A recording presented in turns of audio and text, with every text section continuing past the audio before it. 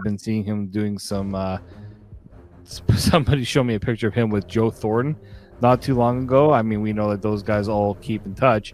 So with Mitch Marner out of the picture, in comes Austin Matthews. So for the first time, Austin Matthews will actually be participating in this event, and it's funny because he talked about how seeing guys like Marner, Tavares, even Max Domi. I think Max Domi is going to participate in it again this year, if I'm not wrong. But I think he realized, I'm the captain. I need to be more present in events like this, and it's going to be a nice event. You know, Mark Giordano is going to be there. I saw that Curtis Joseph's name was on there. It surprised me. Wendell Clark was there. I think, yeah. Wendell was usually on things like that. So there's going to be some notable names at this event, and obviously we'll get to hear a bit from Matthews. I don't think we've heard anything from Matthews since John Tavares time, but also the Mitch Marner him leaving. So I'm curious. I'm sure whoever is going to be there, there'll be media there, and they'll ask about it. I'm sure that's going to be one of the questions asked.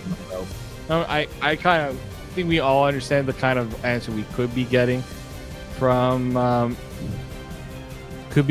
Matthews in a time like this, but I'll be curious to see how that one all plans out. But like, Frank, what would you expect to hear from Austin Matthews? From Austin Matthews, yeah, from a time like not just even about the Marner stuff, but just what I expect to hear or what I want to hear. What would you if you were at this event? If you were going to this event at the CA Center, I think it's sold out. So unfortunately, if you were looking for tickets, maybe somebody's offering them up. But if you were going and you got a chance to ask Austin Matthews a question, what would it be? Oh, my question would be, Austin, this is going to be an opportunity for you to show how much offense you can generate on your own. Because quite honestly, generating offense is something that he hasn't been given a chance to show that he can do, because it's always been who's going to feed Austin Matthews. And now with Mitch Marner gone, the biggest thing that Austin Matthews, so this is not just something I'd ask him, this is something I'm wondering about. The real question is going to be this year for Austin Matthews. He's made the change from goal scorer to 200-foot game Austin Matthews, right? Well, there's a step in between that he hasn't accomplished, and that is offense fabricating Austin Matthews. Austin Matthews is a finisher. And as a center, he should be also, because of the position, he should be in a position to feed his wingers. So the question now comes up, can he do that? Can he, we talk about where the Leafs going to get the assists that went out the door with Marner. Well, a lot of them, at least in the first line, have to come from him. And he does have a more than able trigger man in Knies. Now, Michelli, that some people are projecting him to be on the wing. He's a bit of a manufacturer himself. He's a bit of an assist machine, and he's young, and he's been getting better every year.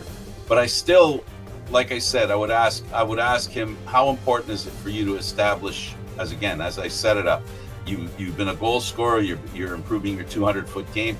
How do you feel about you as a setup guy? And it doesn't mean that that's all he's going to do. I'm just saying, can he do that as well as be a trigger man? And I think that would help him in shooting and scoring as well, because the one thing that has happened over the past few years, and one of the reasons why I'm asking if he can change, because he has to. He's predictable. We all know what he's going to do, and we do know there's guys like Ovechkin that once they set up in their office, they can overcome people's, knowing what they're going to do. The question is, can Matthews do that, or can he add to his repertoire and become a passer?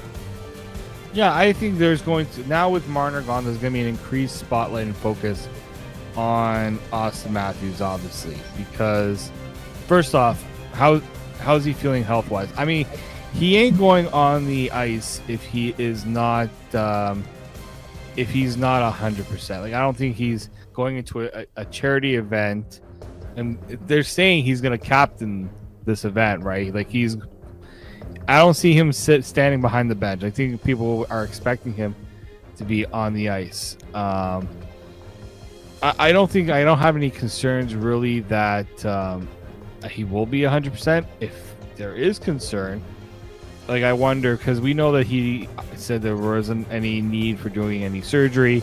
There wasn't any need to do anything other than just getting some rest and probably doing a bit of, training to try to get whatever the injury is healthy. I know that there was, I think on Overdrive, they were talking about his health being in question. I don't know. I don't know. I mean, it's tough to make that assessment without seeing him, right? Seeing what he looks like. And I think Wednesday will be the big one. Like, I like to know how do you feel?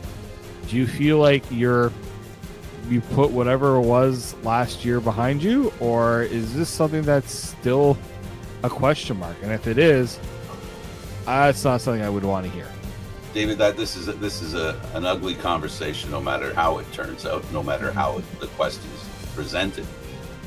Matthews has had trouble over his career with the Maple Leafs with injuries. He's had a few also that carried, that were part of the playoffs and then carried in even into the season, continued into the season. The biggest thing with injuries in Matthews is that the thing that shuts everybody up on whether he's healthy or not is him scoring, getting points, being a difference maker on the ice. As long as he struggles, whether he's injured or not, the first thing people are going to say is, I guess he's still injured, huh?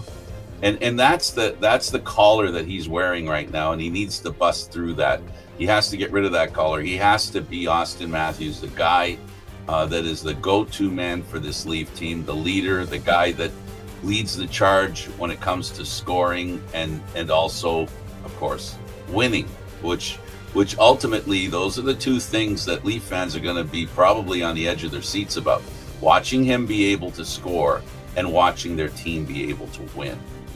Yeah, it'll be something to watch for. And we're actually going to get into a couple things that Kyle Dubas talked about during his time in Toronto. And he did bring up Austin Matthews in it. So we'll take a break here. We'll come back and we'll discuss all that, plus maybe a potential cautionary tale from some of the things that Kyle Dubas did bring up in that podcast that he did appear on. We'll discuss that here on the Locked On Leafs podcast, part of the Locked On Podcast Network, your team every day. Today's edition of the Locked On Leafs podcast is brought to you by Monarch Money.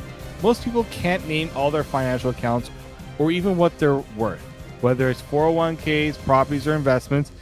And when you don't have the full picture, you can end up leaving money on the table. That's why there is Monarch Money. It's an all-in-one personal finance tool that brings your entire financial life together in one clean, easy-to-use interface on your laptop or even